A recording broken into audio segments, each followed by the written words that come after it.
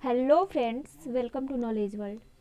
Friends, अभी तक जितनी भी यूरोपीय कंपनियां हैं या फिर जितनी भी यूरोपीय देश हैं, उनमें हम लोग पुर्तगाली, फिर डच, अंग्रेज़ और फ्रांसीसी कंपनियों के बारे में पढ़ चुके हैं।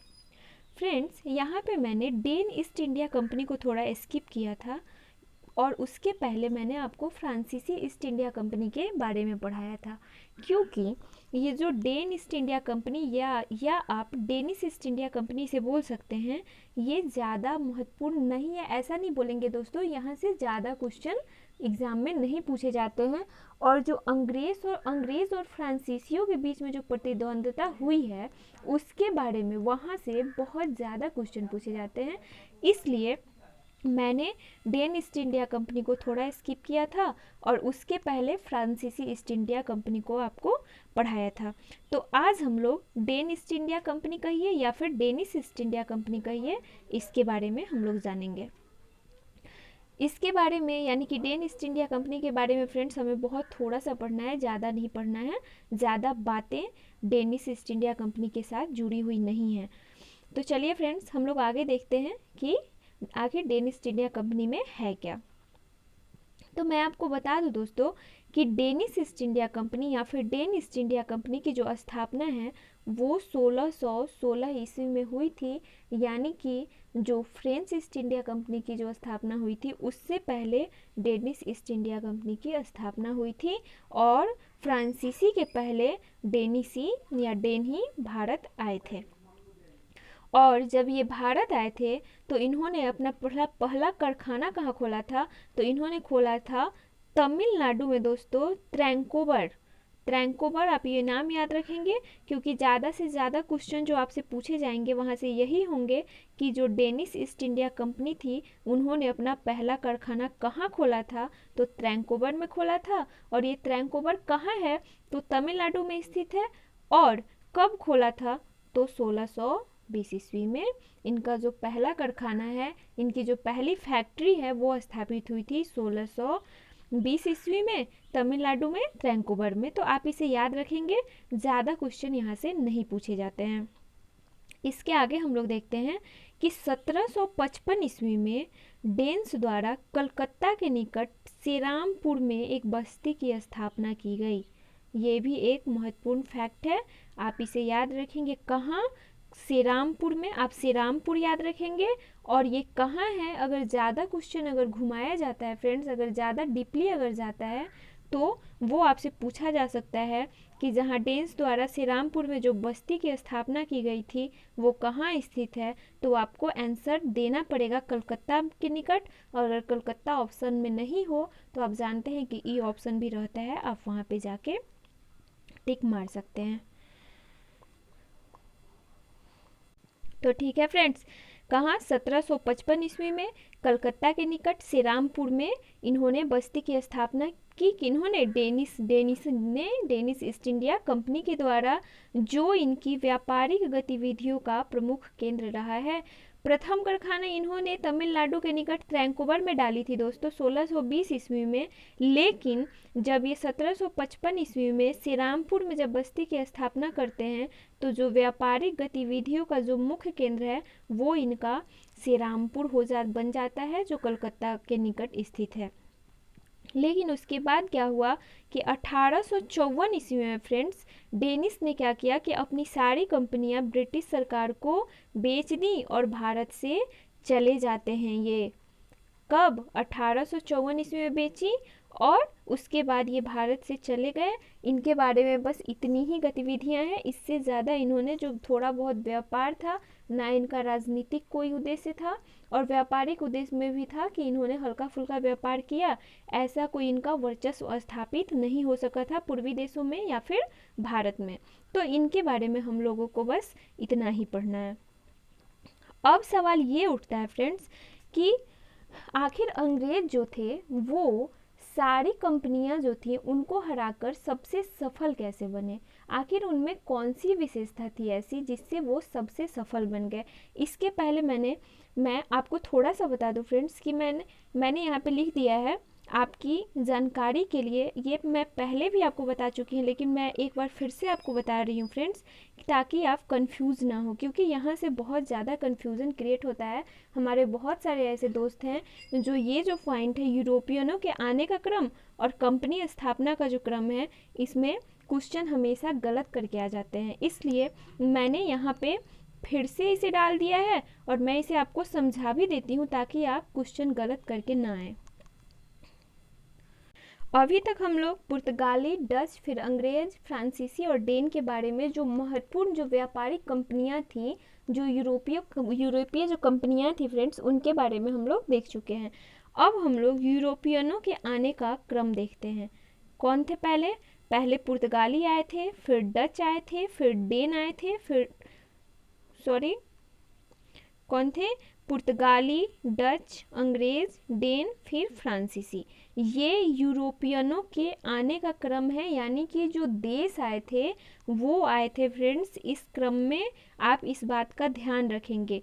लेकिन जैसे ही कंपनी स्थापना की बात आती है, वो यहाँ पे सब वैसे ही सीक्वेंस में है, बस थोड़ा सा इधर उधर है कि पहले पुर्तगालियों की कंपनी स्थापित हुई थी और जो यहाँ यूरोपियनों के आने के क्रम में जो यहाँ पे डचों की कंपनी स्थापित हुई है, यहाँ पे कंपनी स्थापना के क्रम में अंग्रेज की कंपनी स्थापित होती है, लेकिन डच पहले आए थे लेकिन उनकी कंपनी बाद में स्थापित होती है, और डेन और फ्रांसीसी। ठीक है, एक बार और आप देख लीजिए, यूरोपियनों के आने का क्रम पुर्तगाली, डच, अंग्रेज, डेन, फ्रांसीसी।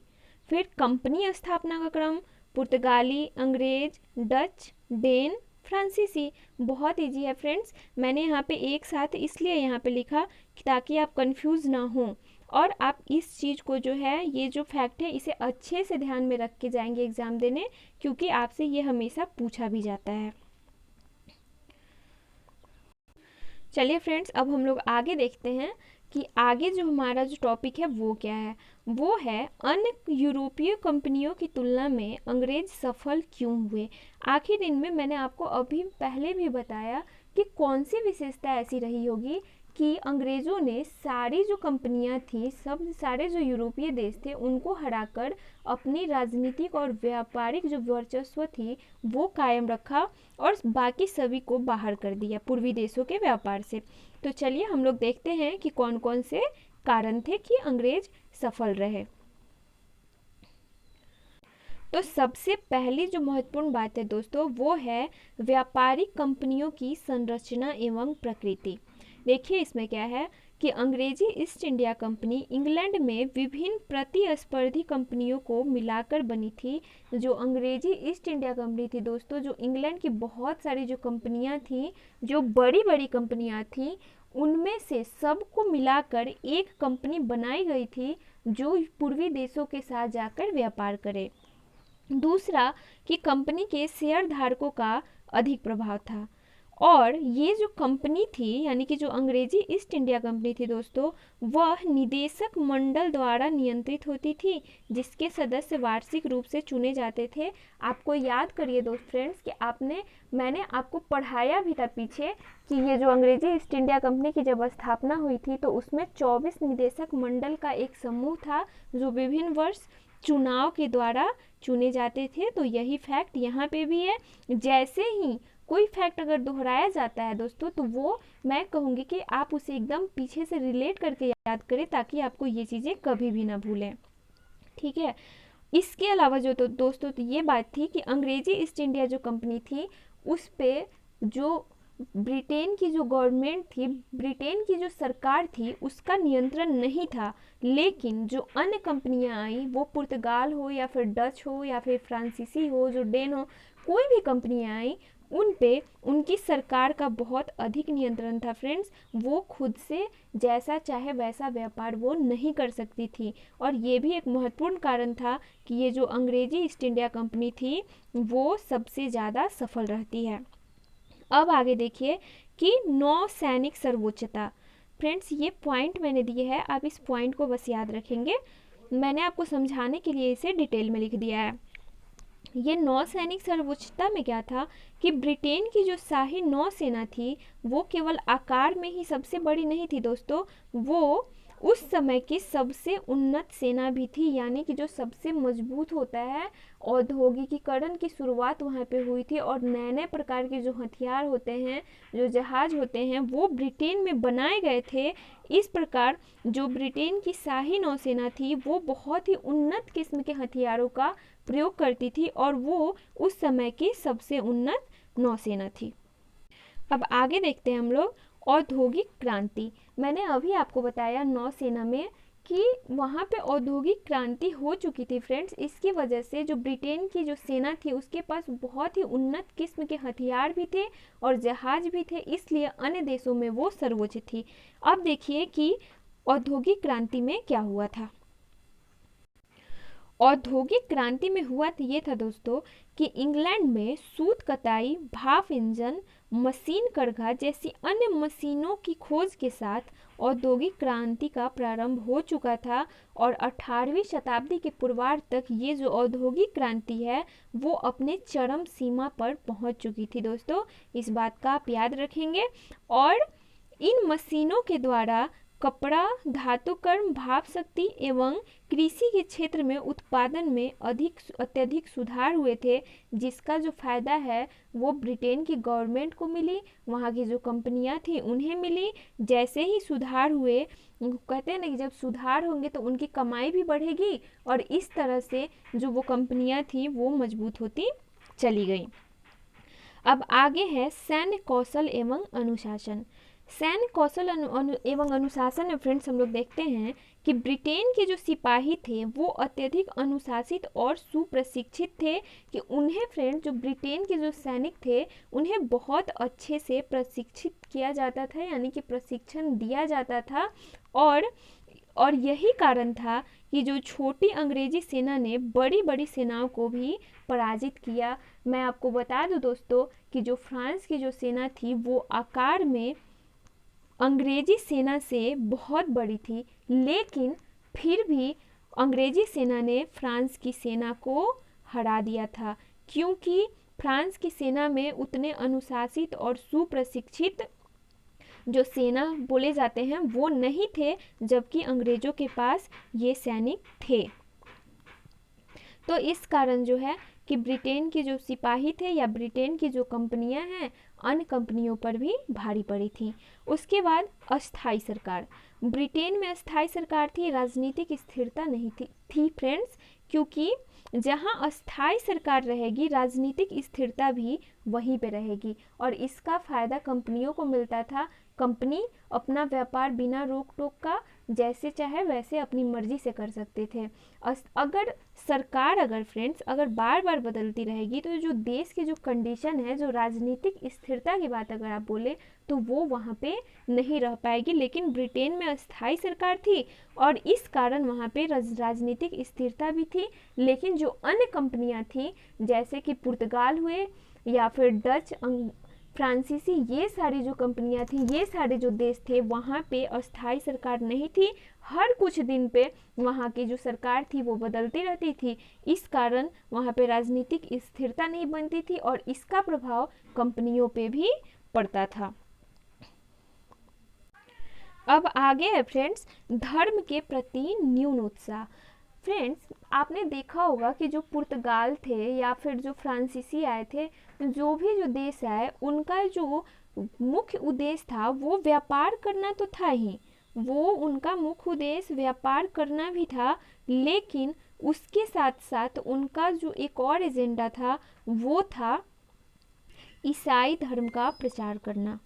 क्या ब्रिटेन का स्पेन, पुर्तगाली एवं डच की अपेक्षा ईसाइयत के प्रसार में कम रुझान था, यानी कि एक ब्रिटेन को छोड़कर जितनी भी कंपनियां आई उनका जो रुझान था वो व्यापार के साथ साथ ईसाई धर्म का भी प्रचार करना था और वो चाहते थे कि जो भारत के लोग हैं वो ईसाई धर्म में परिवर्तित हो जाएं।